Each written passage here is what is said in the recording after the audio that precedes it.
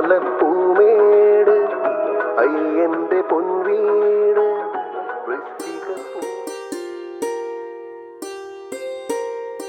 മതി കളിച്ചത്. വന്നേ വന്നേ. ടീച്ചർ വിളിക്കണു. വാടാ. ഇവിടെ ഇരുന്നേക്കാം. സരളി ഇപ്പൊ ഉരുളികഴിച്ച ആയനെ. നീ ഇവിടെ ഇരി. ഞാൻ ഇവിടെ ഇരുന്നു. എല്ലാരും എത്തിയോ? നമുക്കിനി സരളി വരിച്ച് നോക്കിയാലോ? ടീച്ചറെ കഥ പറഞ്ഞില്ല. ഓ, എല്ലാ ശനിയാഴ്ചയും നമ്മളൊരു കഥ പറഞ്ഞാലോ തുടങ്ങാറ്.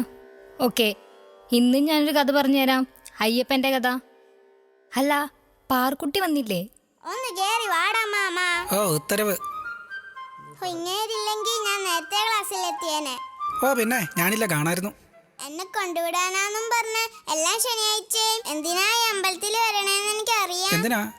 ഗൗരി ടീച്ചറും ലൈൻ അടിക്കാനല്ലേ? എടി കുരുപ്പേ, അവക്കടെ ചെറിയ വായിലെ വലിയ വർത്താനം. അങ്ങനെയൊന്നും പറയരുത്. മാതാ പിതാ ഗുരു ദൈവം. എങ്ങനെ എങ്ങനെ? ഗുരു ദൈവം. കുണു ദൈവം എനിക്കെല്ലാം മനസ്സിലാവുന്നുണ്ട്. പാർക്കുട്ടി വന്നേ. എന്നെ കൊണ്ടുവിട്ടിട്ട് മര്യാദയ്ക്ക് പോയിക്കോണം. ഇവിടെ എങ്ങനെ ചുറ്റിക്കറങ്ങിയ ഞാൻ ബൈക്കിന്റെ കാറ്റൂത്തു. Good morning teacher. Good morning. ചെന്നിരിക്ക്.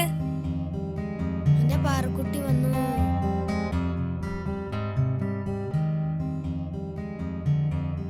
Good morning teacher.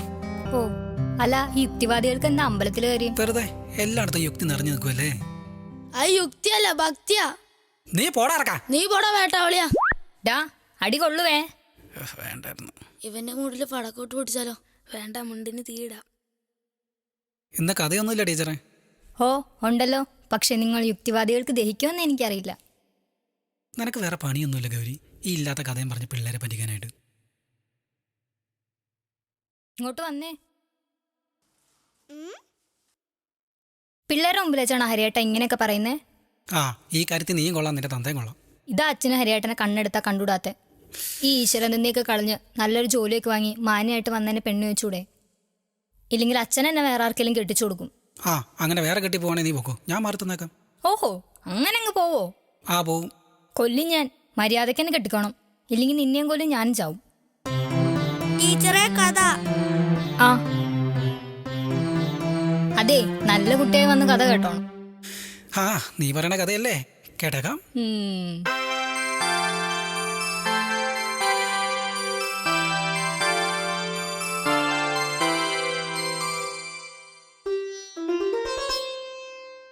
ഞാൻ ഇന്ന് പറയാൻ പോകുന്ന കഥ അയ്യപ്പന്റെ കഥ.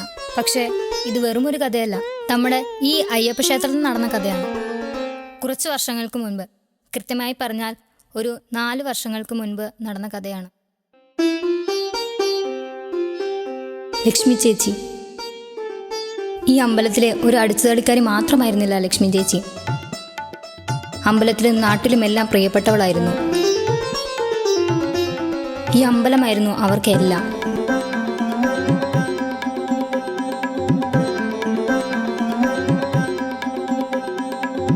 ലക്ഷ്മി ചേച്ചിയുടെ മകൾ പാർവതി. ലക്ഷ്മി ചേച്ചിക്ക് സ്വന്തമെന്ന് പറയാൻ പാർവതി മാത്രമേ ഉണ്ടായിരുന്നുള്ളൂ.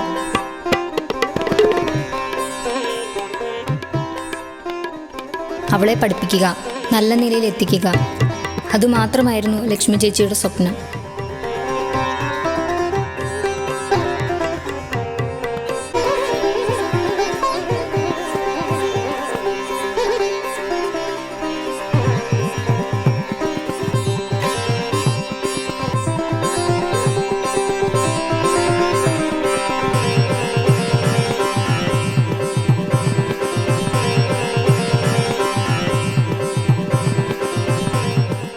ഇതൊക്കെ ഒരു ജീവിതമാണ് ചേച്ചി. അയ്യപ്പൻ്റെ കാരണം കൊണ്ട് അങ്ങ് ജീവിച്ചു പോകുന്നെന്ന് മാത്രം. അല്ലേലും ഈ അമ്പലത്തിലെ ജോലി കൊണ്ട് മാത്രം എന്താകാനാ? മോളിപ്പോൾ വലിയ ക്ലാസ്സിലായില്ലേ, നല്ലൊരു ജോലി ഇല്ലാതെ എങ്ങനെയാ അവളുടെ പഠിപ്പും കാര്യങ്ങളൊക്കെ? PSCയിൽ ഇനി പ്രതീക്ഷയില്ല ചേച്ചി, പ്രായവും കഴിഞ്ഞു. ആ ടെമ്പററി ക്ലർക്കിൻ്റെ ജോലി ഞാൻ ഒരുപാട് പ്രതീക്ഷിച്ചതാ. ഇനിയിപ്പം വിളിക്കാൻ സാധ്യതയില്ല. ഇൻ്റർവ്യൂ കഴിഞ്ഞിട്ട് ഇത്രയും കാലമായില്ലേ.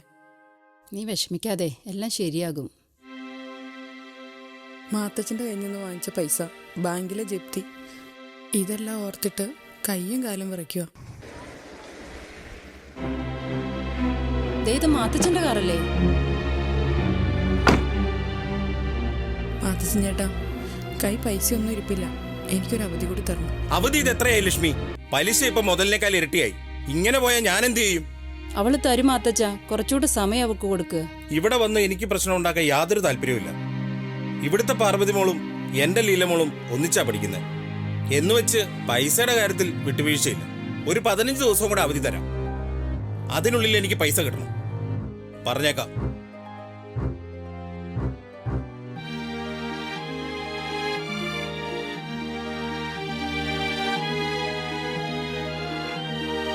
അങ്ങനെ ഇരിക്കെ ഒരു ദിവസം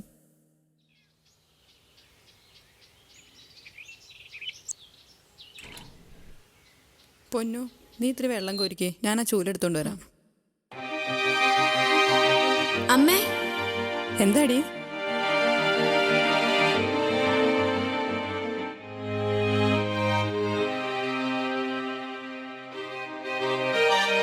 മോനെ മോനെ,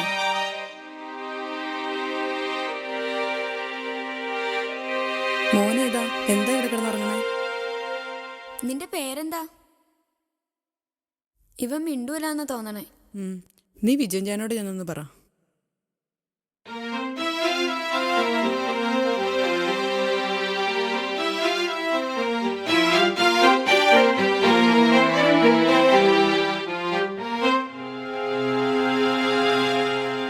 ഇവൻ മിണ്ടില്ലെന്ന് തോന്നണേ. എനിക്ക് തോന്നുന്നത് ഇവനെ നാളോടെ കൂട്ടത്തിൽ വെച്ച് വന്നതെന്നാ. കണ്ടിട്ട് പാവം തോന്നുന്നു. ലക്ഷ്മി, നീ ആദ്യം ഇവനൊന്ന് കുളിപ്പിക്കേ, എന്നിട്ട് എന്തെങ്കിലും കഴിക്കാൻ കൊടുക്ക്, എന്നിട്ടാവും ബാക്കിയൊക്കെ. അവനെ കുളിപ്പിച്ച് ഭക്ഷണം കൊടുത്തു. അവർ അവനൊരു പേരിട്ടു. മണികണ്ഠൻ, അതാണ് ഇന്നു മുതൽ നിന്റെ പേര്.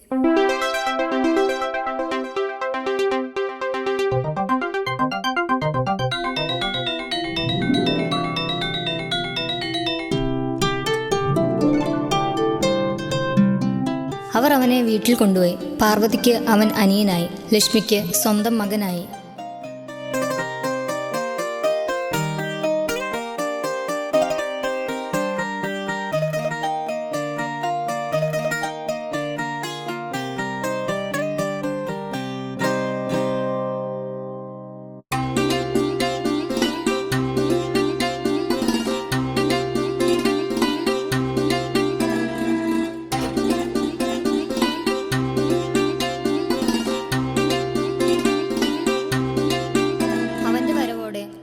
അവരുടെ ജീവിതത്തിൽ എന്നോ നഷ്ടപ്പെട്ടു പോയ സന്തോഷം തിരിച്ചു വരുവാൻ തുടങ്ങി. പല ശുഭകാര്യങ്ങളും നടക്കാൻ തുടങ്ങി. അമ്മേ, ഞങ്ങളുടെ ടീമിലാ ഡാൻസിന്റെ ഫസ്റ്റ് പ്രൈസ്. ആഹാ.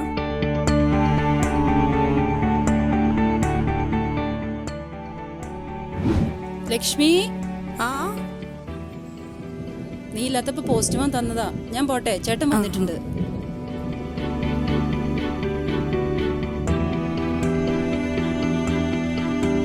പൊന്നു, മണിക്കുട്ടാ,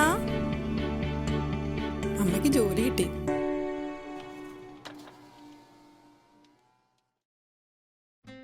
പുതിയ ജോലിയൊക്കെ കിട്ടിയില്ലേ? ടെമ്പററി മതം ചേട്ടാ. പൈസ ഞാൻ എത്രയും വേഗം തന്നു തീർക്കാട്ടോ. അത് കുഴപ്പമില്ലെന്നേ. പാർവതി മോളുടെ ഡാൻസ് ടീമിലല്ലേ എൻ്റെ മോളും. ഫസ്റ്റ് പ്രൈസ് കിട്ടിയ സന്തോഷത്തിലാവള്. എല്ലാത്തിനും കാരണം പാർവതി മോളാന്നാ പറയുന്നത്. പിള്ളേരുടെ സന്തോഷമല്ലേ നമ്മുടെ സന്തോഷം. പിന്നെ പൈസയുടെ കാര്യം അത് കുറച്ച് തന്നാ മതിയെന്നേ. എന്നാ പോട്ടെ. ശരി. ഒരുപാട് ശുഭകാര്യങ്ങൾ സംഭവിച്ചെങ്കിലും എന്നും അവരെ അലട്ടുന്ന ഒരു പ്രധാന പ്രശ്നം അവരിലേക്ക് വന്നെത്തി.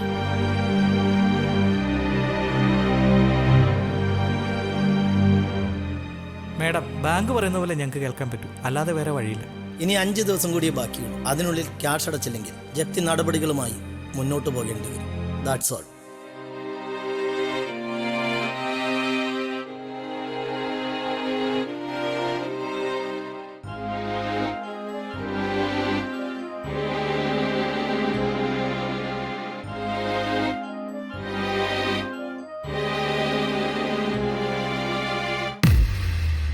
മണിക്കുട്ടാ, മണിക്കുട്ടാ, മണിക്കുട്ടാ, മണിക്കുട്ടാ, ഈ ചെറുക്കൻ ഇതെവിടെ പോയി കിടക്കുക? എന്താ അമ്മേ? പൊന്നു, മണിക്കുട്ടനെ കാണാനില്ല. ഞാൻ ഇവിടെ ഒക്കെ നോക്കി. അല്ലെങ്കിൽ അവൻ ഇങ്ങോട്ട് പോവാൻ, അവൻ ഉച്ചയ്ക്ക് ഇങ്ങോട്ടും പോവാറില്ലല്ലോ. നീ ഒന്ന് പോയി നോക്കിയേ. മണിക്കുട്ടാ, മണിക്കുട്ടാ, ഈ ചെറുക്കൻ ഇതെവിടെയാ? ശിവൻ ഇവിടെ പോയി കിടക്കുക. മണിക്കുട്ടാ, മണിക്കുട്ടാ.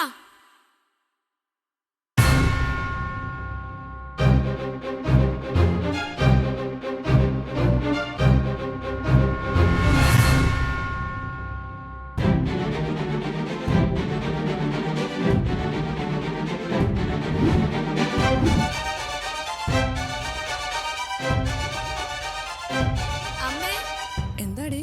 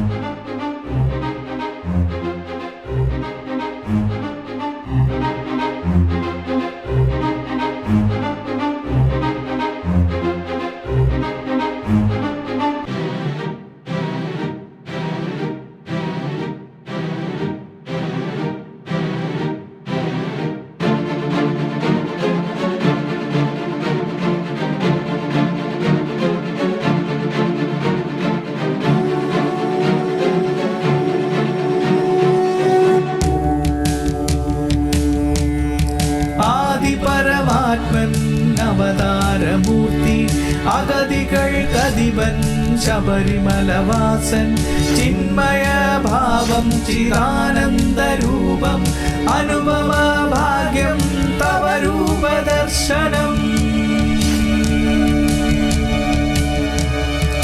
ആദിപരമാത്മൻ അവതാരമൂർത്തി അഗതികൾക്കധിപൻ ശബരിമലവാസൻ ചിന്മയ ഭാവം ചിദാനന്ദരൂപം അനുപമ ഭാഗ്യം തവ രൂപദർശനം.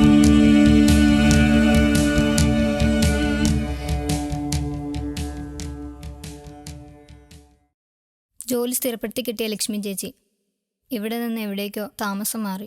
ആ നിധി അതെവിടെയാണെന്ന് ഇന്നും ആർക്കും അറിയില്ല. ഈ കഥ ടീച്ചറിനോട് ആരാ പറഞ്ഞേ? ഇതിനെല്ലാം സാക്ഷിയായ ഒരാളുണ്ടായിരുന്നു. ഈ അമ്പലത്തിന്റെ മാനേജർ വിജയൻ നായർ, എൻ്റെ അച്ഛൻ. അറിയില്ല, പക്ഷെ വൃശ്ചികം 1 അവർ ഈ അമ്പലത്തിലെത്തും അയ്യനെ കാണാൻ. ഇന്ന് വൃശ്ചികം 1.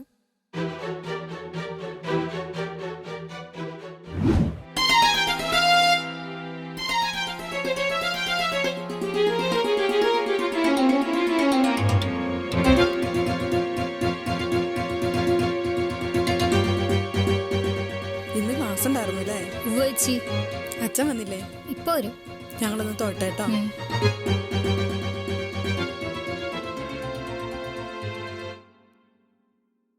ചേച്ചി, ആ നിധി അതെന്താ ചെയ്തേ? ആ നിധി നിധിയായി തന്നെയുണ്ട്. എല്ലാവർക്കും കാണാൻ കഴിയുന്ന നിധി.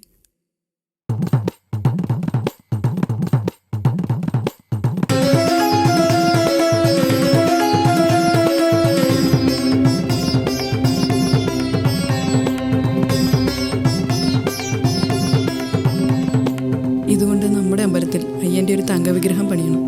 അത് കാണാൻ എല്ലാ വൃശ്ചികം 1 ഞങ്ങൾ വരും.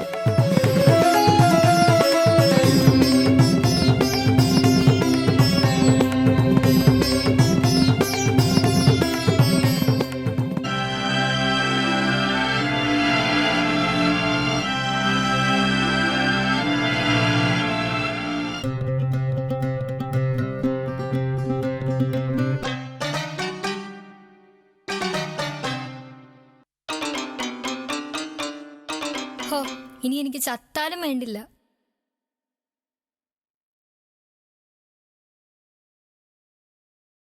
ചാവാനല്ല, ഒരുമിച്ച് ജീവിക്കാനാണ് നമ്മൾ പോണത്.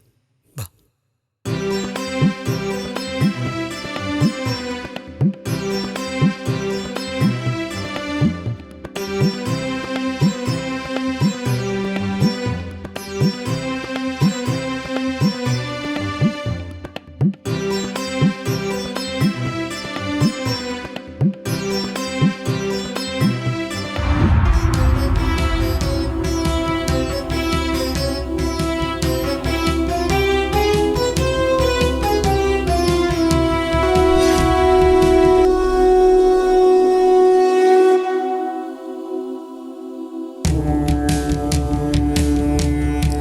ആദിപരമാത്മൻ അവതാരമൂർത്തി അഗതികൾക്കധിപൻ ശബരിമലവാസൻ ചിന്മയ ഭാവം ചിദാനന്ദരൂപം അനുപമ ഭാഗ്യം തവ രൂപദർശനം.